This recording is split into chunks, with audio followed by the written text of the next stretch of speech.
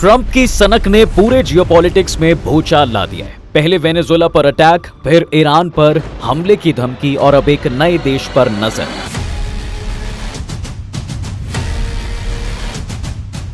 एक ऐसा देश जहां की पॉपुलेशन भारत के किसी एक जिले से भी कम है, जिसकी 85% जमीन बर्फ से ढकी हुई है। खाने के लिए लोग ज्यादातर मांस का इस्तेमाल करते हैं और ये देश है ग्रीनलैंड, जो कभी कम तनाव वाले वैज्ञानिक और रिसर्च सहयोग के लिए जाना जाता था, लेकिन आज ये कुछ वर्ल्ड पावर, विशेष रूप से अमेरिका, रूस और चीन की नजर पड़ने से टकराव का क्षेत्र बना हुआ है। तो सवाल है साहब कि अचानक ऐसा क्या हो गया कि सब ग्रीनलैंड को अपने कंट्रोल में लेना चाहते हैं? क्या है यहाँ के लोगों की जिंदगी, उनकी संस्कृति, खाना और क्यों यहाँ आत्महत्या करने वालों की संख्या बढ़ती जा रही है?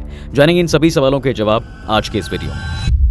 सब ग्रीनलैंड, जो दुनिया का सबसे बड़ा आइलैंड है, ये उत्तरी अटलांटिक महासागर और आर्कटिक महासागर के बीच कनाडाई आर्कटिक के पूर्व में स्थित है। यहाँ का क्लाइमेट ऐसा है कि हम और आप आसानी से रह ही नहीं सकते।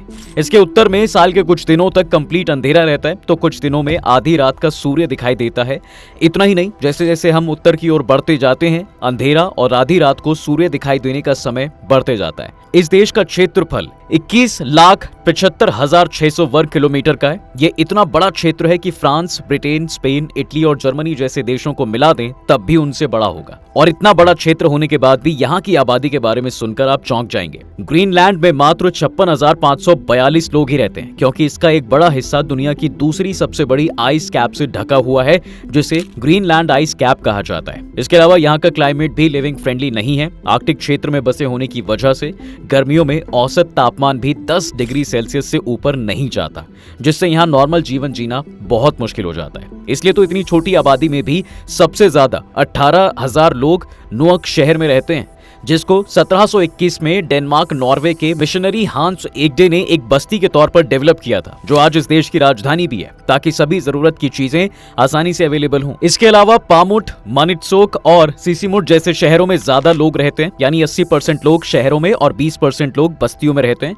यहाँ करीब 90% आबादी इनुइट मूल की है। यहाँ कस्बों में तो सड़क है, लेकिन एक कस्बों को दूसरे कस्बों से जोड़ने के लिए कोई सड़क मार्ग नहीं है। अगर आपको एक शहर से दूसरे शहर जाना है तो ज्यादातर हवाई मार्ग या नाव का इस्तेमाल करना ही पड़ेगा। एक बहुत बड़ा क्षेत्र बर्फ से ढके होने की वजह से खेती भी लगभग नहीं होती। तो सवाल उठता है कि यहाँ के लोग खाने के लिए किस पे डिपेंड करते हैं?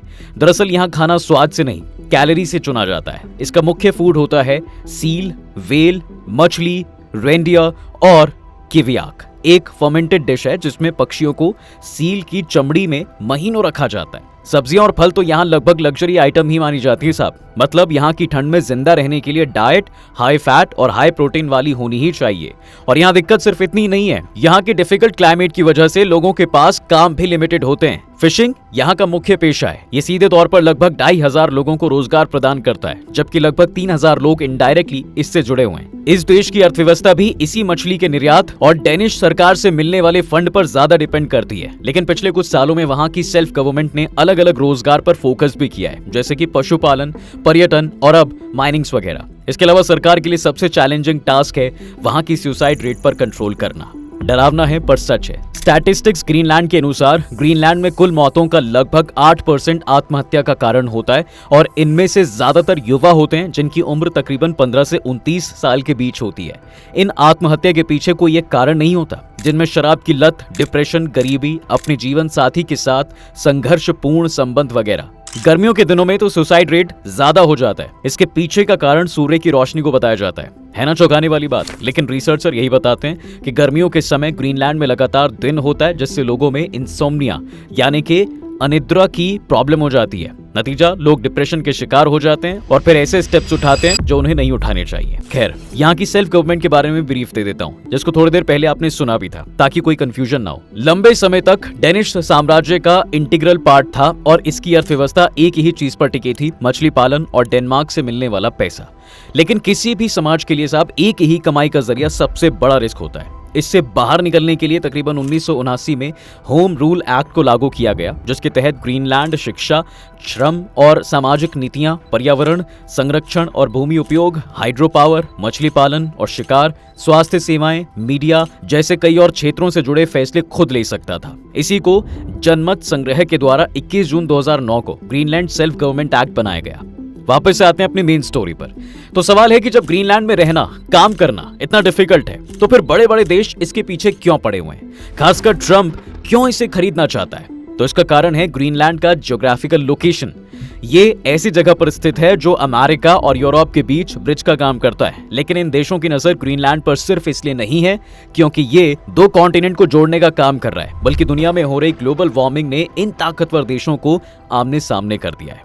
क्लाइमेट चेंज की वजह से बर्फ कम हो रही है, तो वहां नए समुद्री रास्ते खुल रहे हैं जिसका इस्तेमाल व्यापारिक जहाज आसानी से कर सकते हैं। ये रास्ते एशिया, यूरोप और अमेरिका के बीच सफर को छोटा और सस्ता बना सकते हैं। इसके अलावा बर्फ पिघलने की वजह से सिर्फ रास्ते ही नहीं, बल्कि वहां की जमीन के नीचे छिपे संसाधन भी सामने आ रहे हैं, जिसके कारण सेना, कारोबार और प्राकृतिक संसाधनों के लिहाज से देखें तो ग्रीनलैंड अब पहले से कहीं ज्यादा जरूरी हो गया है। तो गार्जियन की एक रिपोर्ट के मुताबिक यहाँ खास किस्म के खनिजों के मामले में दुनिया में 8वें नंबर पर है और यहाँ लगभग 15 लाख टन खनिज भंडार होने का अनुमान है। अब आज के बदलते जियोपॉलिटिकल सिनेरियो में सभी देश अपनी ताकत को बढ़ाना चाहते हैं, इसलिए इन ताकतवर देशों की नजर अब इस देश पर पड़ गई है।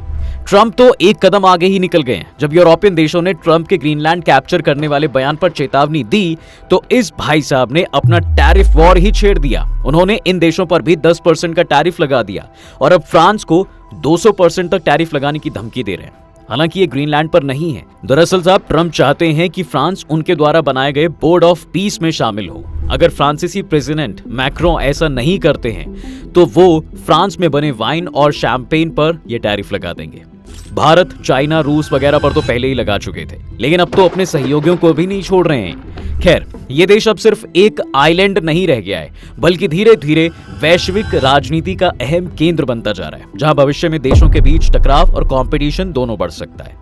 एक तरफ ट्रंप इसे हथियाना चाहते हैं, तो दूसरी ओर रूस भी इस आर्कटिक क्षेत्र में अपनी पकड़ मजबूत करना चाहता है। वैसे तो काफी पहले से ही देश वहां अपनी पकड़ बना ही रहे थे, लेकिन पिछले 5 सालों में ये कंपटीशन ज्यादा बढ़ गया है, क्योंकि जिस आर्कटिक क्षेत्र में मोटी बर्फ जमी रहती थी, वो अब पिघलकर औसतन 40 लाख वर्ग किलोमीटर में ही रह गया है।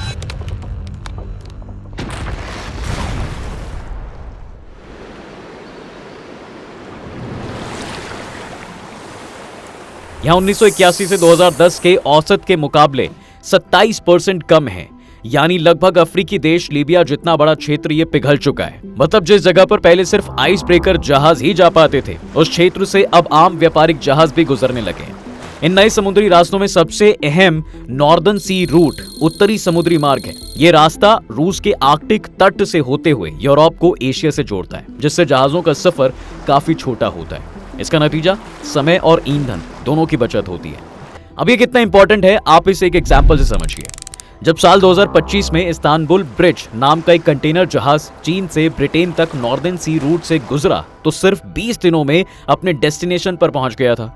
आमतौर पर दूसरे रास्तों में यही सफर ज्यादा समय लेता है। इसी तरह 2024 में रूस और अमेरिका के बीच मौजूद बेरिंग स्ट्रेट से 665 जहाज गुजरे।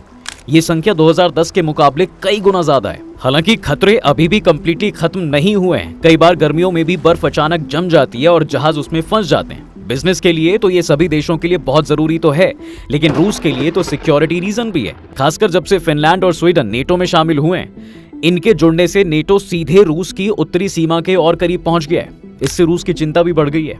इसी वजह से साहब रूस अपनी कोशिशें तेज कर रहा है, ताकि वो कोला प्रायद्वीप और बैरेंट्स सागर जैसे इलाकों पर अपना मजबूत नियंत्रण बना सके।